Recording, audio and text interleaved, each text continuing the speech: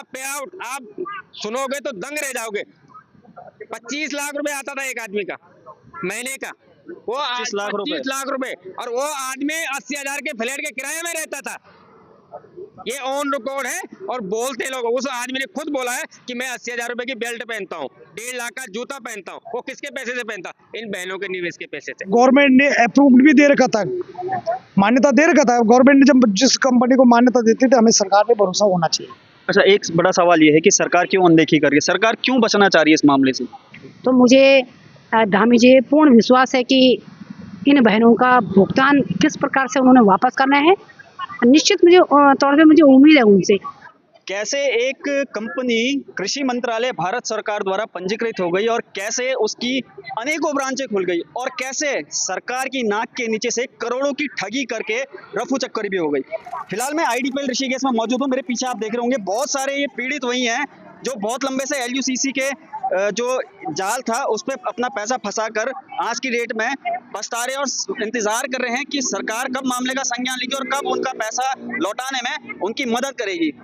फिलहाल कुछ लोग हैं, उनसे बात करेंगे। जय भाई, क्या कहेंगे आप? बहुत लंबे समय से इसके उस पर काम कर रहे हैं कि सरकार पैसा वापस दे, और जाहिर सी बात है ये जो काम है ये सरकार को इस करना चाहिए इसको, क्योंकि सरकार द्वारा ही पंजीकृत कंपनी थी। क्या कहेंगे आप इसमें? जैसा आपने अभी खुद बताया कि ये जो सोसाइटी थी एलयूसीसी, ये सहकारिता वो कृषि मंत्रालय से रजिस्टर्ड थी। उसके बाद क्या हुआ कि 2019 के बाद भारत सरकार ने कृषि मंत्रालय सहकारिता मंत्रालय अलग से बनाया, जिसके मंत्री हैं अपने अमित शाह जी। इन्होंने क्या करा, 37 ब्रांचें खोली, उन्होंने इनके ब्रांच मैनेजर बनाए, उन लोगों को इन्होंने गाड़ियां दी, बड़ी बड़ी गाड़ियां दी, ठीक है ना। फिर इन्होंने बोला कि आप घूमो पहाड़ की तरफ, ये पहाड़ में आपके चमोली से लेके रुद्रप्रयाग से लेके पौड़ी टिरी, इन्होंने ऐसा कोई नहीं छोड़ा जहां ये लोग गए। और इनका पे आउट आप सुनोगे तो दंग रह जाओगे। 25 लाख रुपए आता था एक आदमी का महीने का, वो 25 लाख रुपए, और वो आदमी 80,000 के फ्लैट के किराए में रहता था। ये ऑन रिकॉर्ड है और बोलते लोग, उस आदमी ने खुद बोला है कि मैं 80,000 रुपए की बेल्ट पहनता हूँ, 1.5 लाख का जूता पहनता हूँ। वो किसके पैसे से पहनता? इन बहनों के निवेश के पैसे से। ये ब्रांच मैनेजर थे, इनका 4 लाख 5 लाख इनका ये पे आउट आता था। इनको कारपोरेट पेंशन थी इनकी, जो आज घूम रहे हैं ना कि हम बिल्कुल नंगे होंगे, कुछ नहीं, 50,000 रुपए मिलती थी। ये हर 3 महीने में दुबई जाते थे, थाईलैंड जाते थे। किसके पास? वहां बोलते थे कि समीर अग्रवाल, उत्तम राजपूत, जो इनके बड़े लीडर थे, उनके साथ ये क्या मीटिंग करते थे, क्या इनकी बातें होती थी, वो ये जाने। लेकिन जय भाई, आपके हाथ में कुछ है, ये क्या डॉक्यूमेंट एक बार दिखाएंगे आप? डॉक्यूमेंट एक्चुअल में क्या हुआ कि परसों 1 तारीख को हम सीएम साहब से मिलने गए थे। तो सीएम साहब उस दिन आउट ऑफ सिटी थे, तो वहाँ पे जो उनके जनसंपर्क अधिकारी थे, तो उनसे हमने मिले थे उनसे। तो उन्होंने कहा कि भाई कुछ सोसाइटी से संबंधित डॉक्यूमेंट लाओ। और टोटल जो हमने हम तो कम से कम 5-6 महीने से इस मुहिम में हैं, हमने पहले भी डाटा इकट्ठा कर रखा है। एक निवेशक का हमारे पास नाम है, वो कम से कम 700-800 करोड़ पहुंच गया है। 700-800 करोड़ जी। तो आप समझिए 700-800 करोड़ है। बहुत से लोग कहते हैं कि भाई लालच ले डूबा इनका पैसा। नहीं, ये बिल्कुल गलत है। लालच नहीं ले डूबा, बल्कि सभी ने भरोसा इसलिए किया इस कंपनी पर क्योंकि इस पर जो भारत सरकार द्वारा जो ये रजिस्टर्ड हुई है, तो जहां भारत सरकार की अगर मोहर लग गई तो जाहिर सी बात है भरोसा करना आसान हो जाता है। देखिए, अभी ये जो जानकारी आपने सुनी है आज से पहले आपने कभी सुनी नहीं होगी। क्या था मास्टर जी, नमस्कार। आपने पैसा इन्वेस्ट किया था इस कंपनी में? मैंने तो नहीं किया, लेकिन मेरी एक बहन नाराज हुई है उन दिनों, क्योंकि मैं गरीब आदमी, में कहाँ से करता पैसा। लेकिन अगर पैसा मेरे पे होता तो मैं भी जरूर इन्वेस्ट करता, जरूर। अच्छा, आपने कहा जरूर इन्वेस्ट करता, क्यों इन्वेस्ट करते, क्या कारण था? क्योंकि वो मेरी बहन थी, उसने अपना भला के साथ साथ मेरा भला भी चाहती थी। अब गवर्नमेंट ने अप्रूव्ड भी दे रखा था, मान्यता दे रखा था। गवर्नमेंट ने जब जिस कंपनी को मान्यता देती थी, हमें सरकार पे भरोसा होना चाहिए। यही वो बात मैं शुरू से कह रहा हूँ। बहुत से लोग कहते हैं कि लालच में आकर लोगों ने अपना पैसा डुबाया, ये बिल्कुल गलत है। जहां पर सरकार की मोहर लग जाती है, सरकार खड़ी अगर किसी कंपनी के साथ है, तो विश्वास अपने आप बन जाता है। यही तो कारण है मास्टर? यही कारण है, बिल्कुल। इसमें अप्रूवल दिया गृह मंत्रालय ने, और ये अधीन है सहकारिता मंत्रालय के। अब ये सहकारिता मंत्री हमारा, हम तो अपने उत्तराखंड की बात करेंगे। उत्तराखंड का जो सहकारिता मंत्री है, 4 फुट के धन सिंह रावत जी। मैं सोचता हूँ अगर 6 फुट होता तो कितना खाता है। उनको क्या इन महिलाओं का दर्द का एहसास नहीं होता? भाई पैसा तो गवर्नमेंट को गया ना, सरकार को टैक्स बराबर गया। टैक्स बराबर गया, तो टैक्स गया कहाँ? या मैं सोचता हूँ ये कहते हैं कि फ्री का, अरे भाई वो फ्री का मत दो, जो जिन्होंने अपने घर का पैसा जमा कर वो तो दे दो वापस।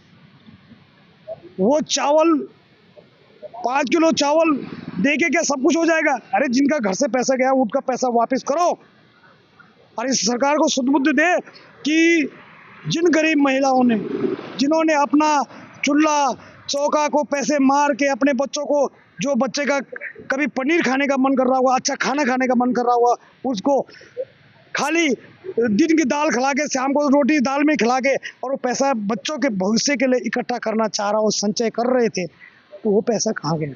अच्छा, एक बड़ा सवाल ये है कि सरकार क्यों अनदेखी कर रही है, सरकार क्यों बचना चाह रही है इस मामले से? मैं सोचता हूँ कि सरकार का इसमें कुछ ना कुछ दाल में काला तो है ही इसमें। मैं तो सोचता कि पूरी दाल ही काली है, क्योंकि सरकार हमेशा, और ये हमारे देश के प्रदेश की सरकार तो ऐसे है कि अन्याय का साथ दे रही है जगह जगह, चाहे अंकिता से लेके पिंकी से लेके देखो, कोई भी चीज मैंने देखा, वो देखो तुम क्या कुबुद्धि आ रही थी इनके अंदर की, सिंदूर बांट रहे थे घर घर। ये क्या गवर्नमेंट का काम है सिंदूर बांटना? गवर्नमेंट का, सरकार का काम होता है रोजगार देना, शिक्षा, स्वास्थ्य, सरकार रोजगार देना। अब इन बहनों का जो पैसा मारा गया, ये क्या मांग रहे हैं? अपना पैसा ही तो मांग रहे हैं वापस, और क्या है, क्या डिमांड है इनकी? अरे भाई कोई मंत्री पद थोड़ी ना मांग रहे हैं, ये विधायक का टिकट थोड़ी मांग रहे हैं, ये कोई प्रधान थोड़ा ना बनना चाह रहे हैं, ये तो कह रहे जो हमारा पैसा गया वो वापस दे दो। इनको दिक्कत क्या आ रही भाई? इनके सरकार के पास सुविधाएं हैं, देने के तरीके हैं, अगर चाहे सरकार तो इनको दे सकती है। वो 5-5 हजार के चेक जो चुनाव से पहले बांटते हैं ना, अपने को सत्ता में लाने के लिए, वो पैसा यहाँ खर्च करो। इन महिलाओं को तो दिक्कत क्या आ रही? ये चुनाव में साड़ी बांटते हैं, चुनाव में दारू बांटते हैं। आपने देखा होगा अभी तरह ताजे के चुनाव देखा होगा, ऋषिकेश में नगर निगम का चुनाव हुआ, कोई व्यक्ति एक ऐसा भी था जो गंगाजल बांट रहा था, कोई ऐसा था जो साड़ी बांट रहा था, दारू बांट रहे थे, पार्टियां कर रहे थे, बड़ी बड़ी जनसभाएं कर रहे थे। तो वो पैसा वहां न लगा के यार इनकी बहनों को दे, तो बहनों का आशीर्वाद मिलेगा। सरस्वती है, देवी है, हमारे 51 सिद्धपीठ, 33 करोड़ देवी देवता है, प्रसन्न होंगे इन पे, दोबारा सत्ता में आएंगे। लेकिन भगवान इनको सद्बुद्धि दे। और मैं सरकार को चेताना भी चाहता हूँ कि महोदया ध्यान में रखना, चाहे केंद्र सरकार हो, राज्य सरकार हो, प्रशासन भी, कि जो इनके साथ प्रशासन भी बर्बरता कर रहा है, और सरकार भी अगर कुछ अनहोनी होती है तो उसके जिम्मेदार सरकार, शासन और प्रशासन है।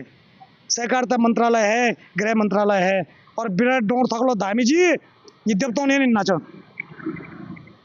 थोड़ा सा बुद्धि लगाओ और इन मातृ शक्ति का जो बहनें हैं उनका पैसा वापस करवाओ। यही हमारी सरकार से गुजारिश है। कौन से हम अपने लिए नौकरी चाह रहे हैं, नेता बनना चाह रहे हैं? जनता के बीच में हम जनता के लिए बने, और जनता, अगर वो विधायक भी बने हैं, ये मंत्री सहकारिता मंत्री है, जनता के द्वारा चुना गया है वो, और संविधान बताता है कि जो जनता के द्वारा चुना जाता है वो जनता के काम आना चाहिए। बिल्कुल, ये आपने बहुत सही बात बोली। सरकार अपने आप खड़ी नहीं हो जाती है, सरकार को खड़ी करने वाली ये वो जनता है जिनके साथ ठगी हुई है करोड़ों की। और यही जनता अगर सड़कों पर है और सरकार की सहमति से ही, सरकार के संज्ञान में ही अगर ये कंपनी बनाई गई है, तो फिर सरकार पीछे क्यों है? दीदी नमस्कार, बहुत लंबे समय से आप संघर्ष कर रहे हैं, क्या लग रहा है आपको अब आगे के कहाँ तक आप इस आवाज़ को आप और लेके जाएंगे? पहले तो मैं आपका ये पर्वतवाणी का पूरी तमाम LUCC की जो 25 लाख निवेशक है उनकी तरफ से आपको धन्यवाद और बधाई देना चाहती हूँ कि आप उनकी आवाज़ को लगातार बुलंद कर रहे हो। और निश्चित तौर पे आज जो ये ऋषिकेश का IDFL है, यहाँ पे आज 14वां दिन हमारा इस धरना प्रदर्शन को हो गया है। श्रीनगर में आज 75वां दिन हो गया, पीपल चोरी में चल रहा है।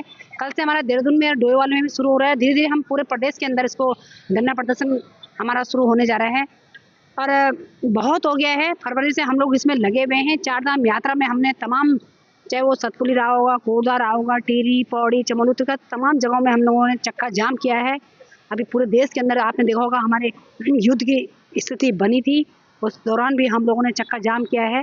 और हम चाहते हैं कि जितने जल्दी हो सके अब धामी सरकार इन लोगों का जो निवेशकों का जो भुगतान है वो जल्दी वापस करें, अन्यथा 25 लाख निवेशक ने आज ये भी तय हम लोग करने जा रहे हैं कि हम अगर हमारा भुगतान नहीं तो फिर हम राज्य में चुनाव नहीं होने देंगे। ये बहुत बड़ी बात आज महिलाओं ने यहाँ पे बोली है। और मैं चाहती हूँ कि हम लोग इसमें पूरे प्रदेश के सामाजिक, राजनीतिक, गैर राजनीतिक तमाम लोग इन बहनों के साथ मजबूती साथ खड़े होंगे, इनको न्याय दिलाने में साथ दें। खाली ये प्रदेश ऐसे नहीं कि हम चुनाव लड़े विधायक बने। जब कभी प्रदेश के ऊपर ऐसी विपदा आती है तो सभी लोगों को इकट्ठे भी होना चाहिए, दिखने भी चाहिए लोग। अंकिता हत्याकांड की अगर मैं बात करूँ तो मैं, परिमला रावत और हमारी सरोजनी थपलियाल और आरती राणा, हम ही लोग 1-2 दिन थाने में लक्ष्मण झूले में रुके थे और अभी तक हम लोग संघर्ष कर रहे थे। आज मैं देख रही सोशल मीडिया में लोग अपनी बॉय कर रहे हैं। तो सबको पता है कि हम लोगों ने पूरा उसमें बहुत मेहनत करी, संघर्ष करी और तब जाके उनको उम्र कैद की सजा पड़ी है ना। तो संघर्ष करेंगे, आंदोलन करेंगे तो निश्चित तौर पे जीत होती है। उसी तरह से मेरे कुछ बहनों को गुमराह किया जा रहा है, हम संघर्ष करेंगे तो हम जीतेंगे इसमें, और बहुत जल्दी हम लोग फिर बहुत बड़ा आंदोलन करने के लिए बाध्य होंगे। और 1 तारीख को हमारा देहरादून में मुख्यमंत्री आवास पहुंचा, पूरे जनपदों से हजारों बहनें हमारी सड़कों में उतरी थी। माननीय मुख्यमंत्री यहाँ हमें जाने से रोका गया, लेकिन हम कहीं ना कहीं से हम वहाँ पहुँचे हैं। उसके बाद माननीय मुख्यमंत्री ने अपने पीआरओ को, जो उनका पर्सनल असिस्टेंट है, उनको भेजा हमारे पास नीचे और उनसे हमारी 2-3 घंटे वार्ता हुई। उन्होंने हमें कुछ वो दे रखे हैं, नोट्स दे रखे बनाकर कि आप ये डॉक्यूमेंट पूरा कर लीजिए और 6 या 7 दिन के अंदर आप दोबारा हमें कॉल कर लीजिए, फिर माननीय मुख्यमंत्री से हमारी वार्ता होगी। तो मुझे धामी जी पूर्ण विश्वास है कि इन बहनों का भुगतान किस प्रकार से उन्होंने वापस करना है। निश्चित मुझे तौर पे मुझे उम्मीद है उनसे कि धामी जी इनका भुगतान जरूर वापस करेंगे, क्योंकि जो बड़े बड़े मगरमच्छ वो भारतीय जनता पार्टी, कांग्रेस के लोग भी थे उसमें। समीर अग्रवाल कौन है बताइए जरा? दुबई का रहने वाला समीर अग्रवाल कैसा आ गया उत्तराखंड में? कैसे यहाँ पे उसने यहाँ पूरा देखो 25 लाख लोगों को अपने विश्वास में ले लिया। तो समीर अग्रवाल ने भी तो गृह मंत्रालय का पत्र दिखाया ना, तभी तो हमने उस पर विश्वास करा। अगर गृह मंत्रालय का पत्र नहीं होता तो क्यों करते लोग इस पर विश्वास? तो गृह मंत्रालय का पत्र, सहकारिता उत्तराखंड का धन सिंह रावत जी, सब लोग लिप्त है इसमें। लेकिन हम कहते चलो कोई नहीं, कोई गलतियाँ कहीं ना कहीं ईश्वर से भी हुई है। आपसे अगर गलतियाँ होंगी लेकिन सुधारने का प्रयास करें। और जो 37 ब्रांच मैनेजर है, हम लोगों ने तय कर दिया कि वो ब्रांच मैनेजर हमारे साथ सहयोग करें। वो सहयोग न करेंगे, हम प्रत्येक ब्रांच मैनेजर के सोसाइटी में जाएंगे और उसको वहाँ पे बहिष्कार करेंगे। और मैं ये कहना चाहती हूँ कि जितने जल्दी हो सके धामी जी अगर मेरी आवाज़ सुनेंगे तो निश्चित तौर पे हमें वार्ता में जाने वाले हैं हम लोग बहुत जल्दी, तो हमारी इस मांग को पूरे कर लीजिए। धन्यवाद जुड़ने के लिए। देखिए, मैंने खबर की शुरुआत में ये बात कही थी कि कैसे एक कंपनी कृषि मंत्रालय भारत सरकार द्वारा रजिस्टर्ड हो जाती है, उसके बाद अनेकों ब्रांचें खोल देती है, उसके बाद करोड़ों रुपया जनता का बेवकूफ़ बनाकर रफू चक्कर भी हो जाती है और सरकार शांत बैठकर सिर्फ धरने प्रदर्शन ही देखने पर लगी है। फिलहाल देखेंगे कब तक LUCC के जितने भी निवेशक हैं उनका पैसा सरकार लौटाती है, क्या रास्ता बनाती है, क्या प्लानिंग अभी सरकार की होने वाली है पैसा लौटाने की, ये हम आपको दिखाएंगे। तो आप देखते रहिए पर्वतवाणी लाइव।